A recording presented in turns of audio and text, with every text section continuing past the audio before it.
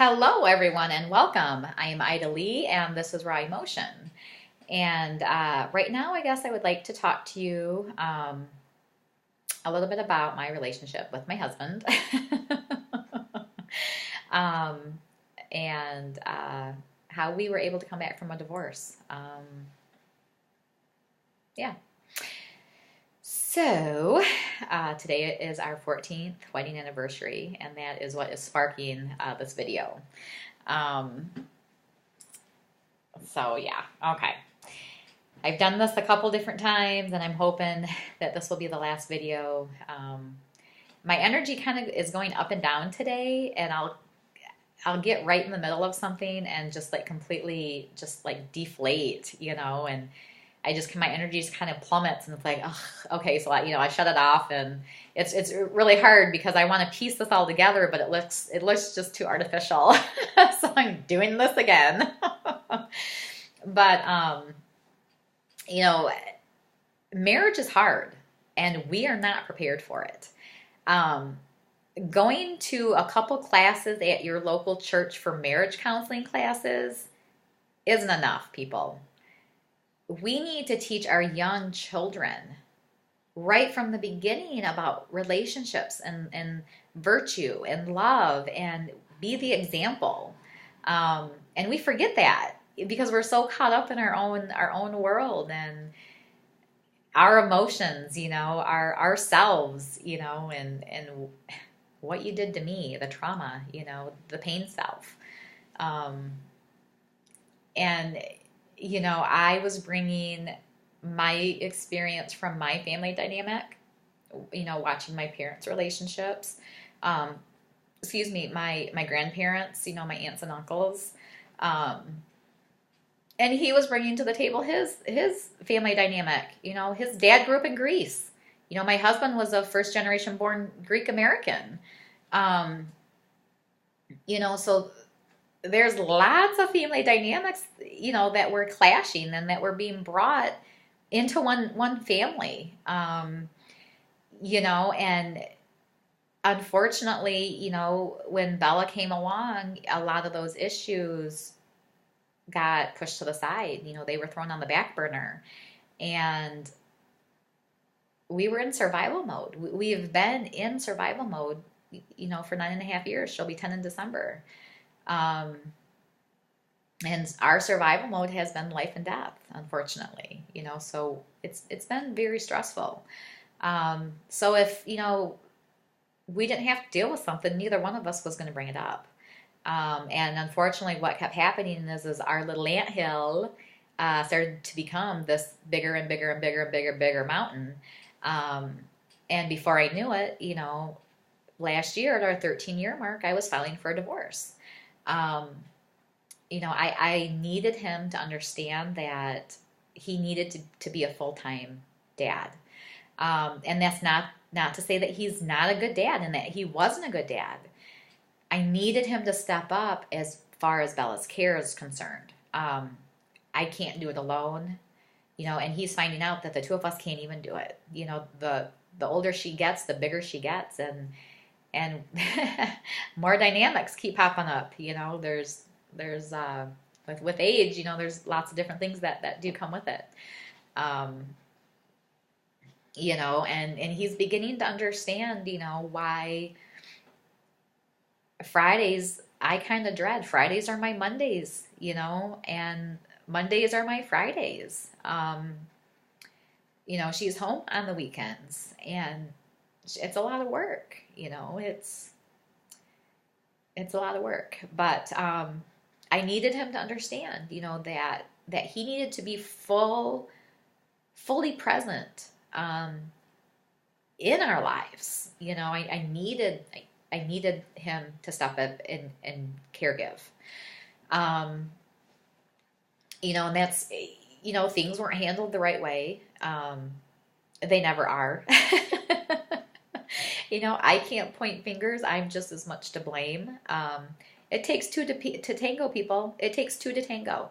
No matter what, it takes two. And while we purposely didn't set out to hurt each other, we did. because we were making it all about ourselves, and in the beginning I had asked that he not, tell anyone.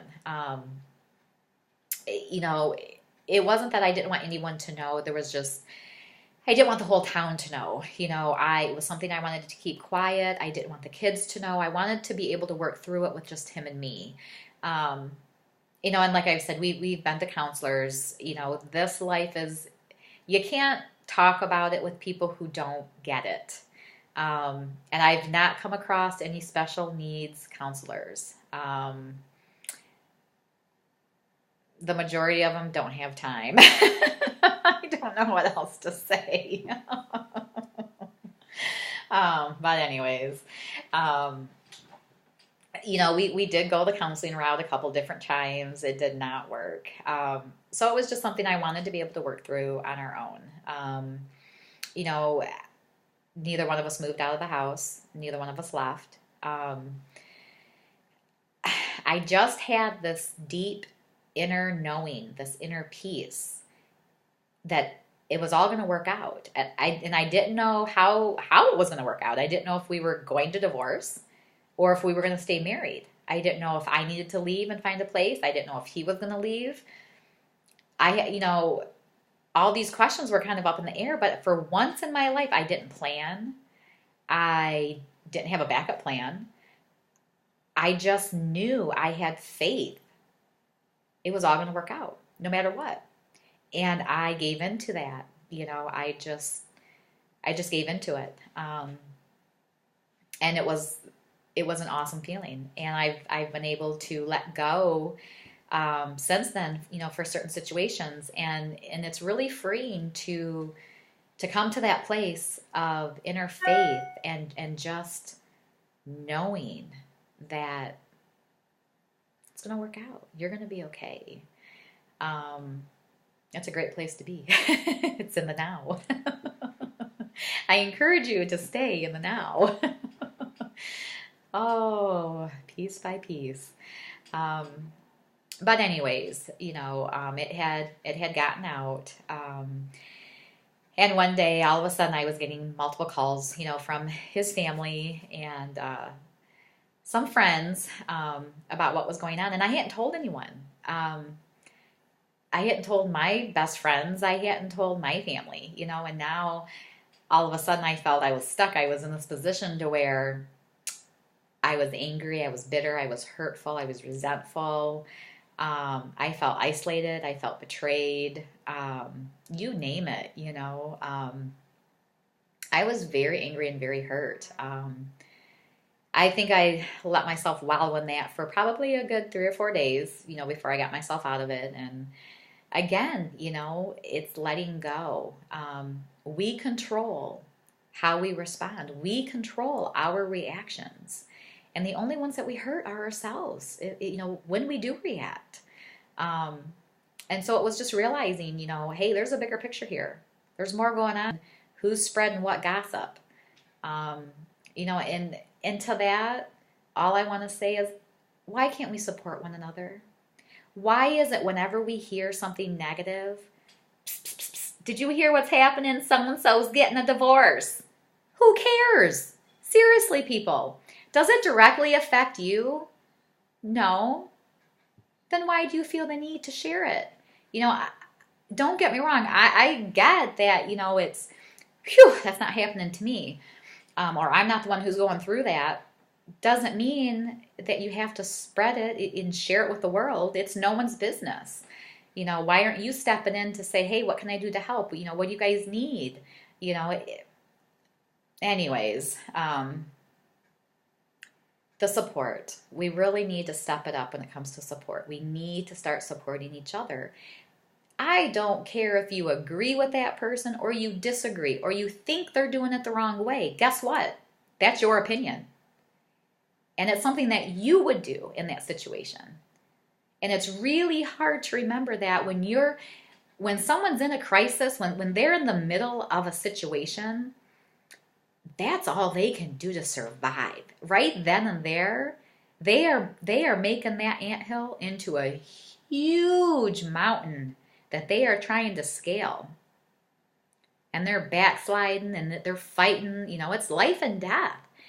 They're not in the moment of rationale. It's all they can do to survive. And they're not in the moment of, hey, I need to ask for help, or, hey, can you go do this for me? Or nothing like that. Again, it's survival mode. It's, am I eating? Okay. Am I sleeping? No. Okay. Am I breathing? I got that. Again, it's really easy to be on the outside and look at any situation and say, I'd be doing that differently. Why is she doing that? Doesn't she know she can do it this way? No, they really don't know, because they're only looking at it from their perspective. Again, it's getting over yourself, people. It really is. So I had to let go of that, because the only person that was hurting was me. I was the only one who was making a big deal about it. No one else was. No one else cared, obviously, Yeah. So, the only other thing is I needed him to understand that she's a full-time job. Sorry, I hit the table with my knee. And you have to do things in A, B, C, and D order. And then, there's going to be subcategories to A, B, C, and D. And if you don't do them the right way, it can be a matter of life and death. And unfortunately, we had to go through some of those episodes to get the realization across, that with her care, with her medical history, she does require certain things that have to be done in a certain way. Yeah, you can slack here and there, but not really, not when it's her life. And that's the most important thing to me, is her life. So I needed to know that he was on the same page, and it wasn't easy. I did not move out. He did not move out. It takes two of us, to try to parent her. It's hard. And I needed the help. And like I said, I just knew, no matter how angry we were and no matter how bad we were fighting, I just knew it was going to work. Work out, regardless if we stayed together or not. I just knew it was going to work out. And it wasn't until, I think it was I think it was the 6th month. It was a couple of weeks before we went to court. I just started talking to him, and I decided to let my guard down. And it was really hard. My throat was in my chest.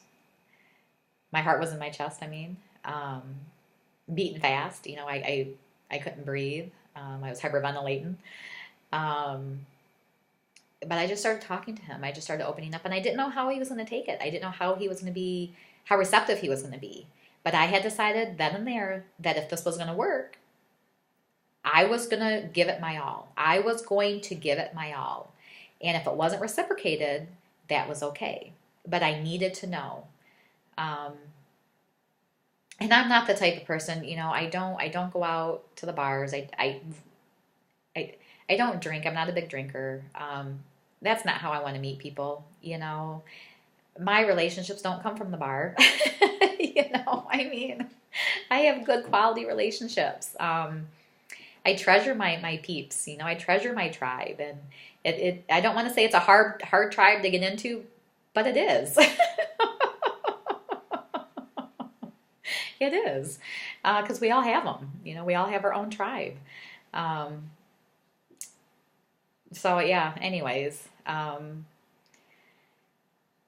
was willing to open up and be vulnerable with him. And it was reciprocated. He was willing to open up with me. And it took a little bit. It took a little bit of him to realize I wasn't going to mock him. I wasn't going to criticize him or laugh at him. If anything, my compassion, is coming out. When you open your soul to someone and they receive it, it's a wonderful gift. It's a wonderful gift. And that's what we've started doing, is we have started opening our souls to each other. At night before bed, You know, we'll lay in bed and we'll sit and talk. Um, Sometimes it's deep, sometimes it's superficial, but we're at least talking. Um, we've never had that before, and we're able to work with each other through issues um, that we weren't ever able to work through before. You know, it's just it's a good place to be in. It's a comfortable place. Um, and when I say comfortable, I don't mean complacent. Um, I mean it's peaceful, it's comfortable, it's love. It's unconditional love is what it is. And I'm thankful for that. So yeah. So I guess, you know, the whole point of this is you can walk away and you can give up. But ultimately, it's you that you're the one who you're hurting. Because if you cannot be open with anybody else, you can't be open with yourself. And I know that sounds crazy, but it's just like, you know, those people who can't be alone. You know, if you're unable to be alone and to be with yourself, you don't know yourself. You don't know who you are. You're surrounded by people all the time, but you're by the noise. You know, you find the quietness, find out who you are, find your love, make yourself happy. You know, only you can do that. Only you know who you are. So, happy anniversary, babe. I love you. We've got many more to come. I hope you all have a great day.